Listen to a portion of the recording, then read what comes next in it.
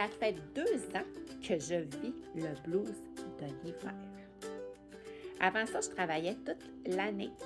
Donc, tous les jours, j'interagissais avec des gens, j'étais occupée, j'étais distraite, j'étais stimulée. Puis quand tu es stimulée, bien naturellement, ça va soutenir ton humeur. Mais cette année, je me suis aperçue que le petit cafard que j'avais depuis novembre, c'était le blues de l'hiver.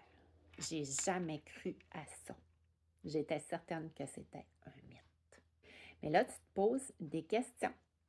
Je me suis demandé si j'étais dépressive. Je me suis demandé si j'allais rester comme ça. J'ai passé par tout plein d'émotions et de questionnements. Puis moi, ben, dans ce temps-là, je cherche à comprendre. Je cherche une solution, je cherche une explication. Puis curieusement, tous les jours, mon cafard s'installait à 4 heures. C'était même rendu que quand je me levais le matin, j'appréhendais 4 heures. On dit que quand les choses reviennent à heure fixe à tous les jours, c'est que ton corps a peut-être un petit message pour toi. En fin de journée, surtout l'hiver, la lumière baisse naturellement. Donc, moins de stimulation, moins d'énergie, moins de mouvement.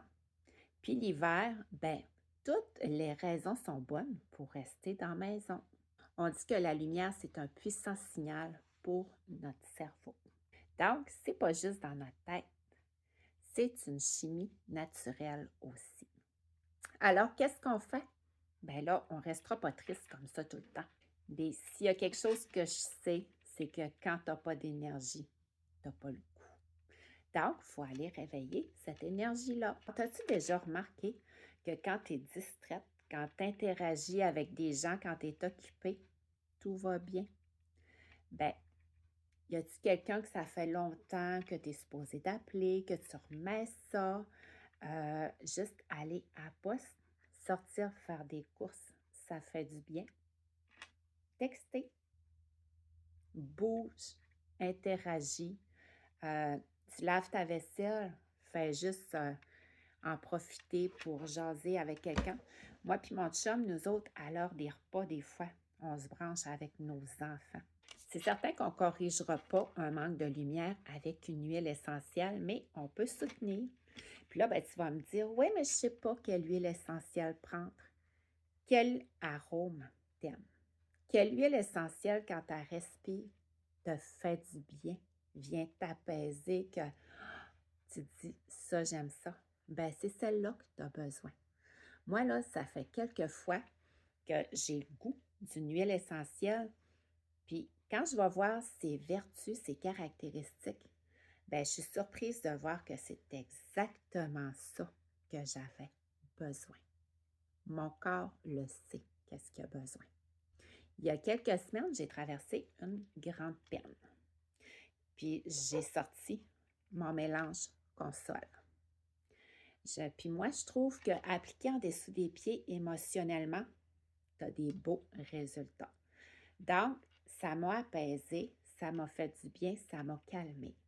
Mais on dirait qu'après ça, il manquait quelque chose. Ça fait que là, ben, j'ai pensé, les jours suivants, j'ai sorti mon Motivate. Je me suis dit, au lieu d'essayer d'éteindre quelque chose, je vais essayer de m'induire autre chose. Donc, le Motivate m'a apporté motivation, énergie, m'a comme aidé à redémarrer, à avancer, m'a apporté de l'espoir, de l'énergie, m'a fait du bien. Tu sais, des fois, on est porté à essayer d'éteindre un sentiment, mais peut-être que des fois, tu aurais juste besoin de t'induire quelque chose de nouveau.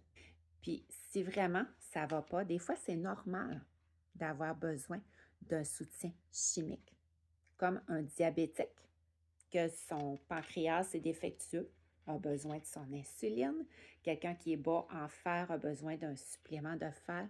Des fois, notre tête, elle aussi, a besoin d'un petit coup de pouce. Puis dis-toi que ça va juste être plus doux, plus facile pour toi, puis peut-être plus agréable pour ton entourage qui t'entoure aussi.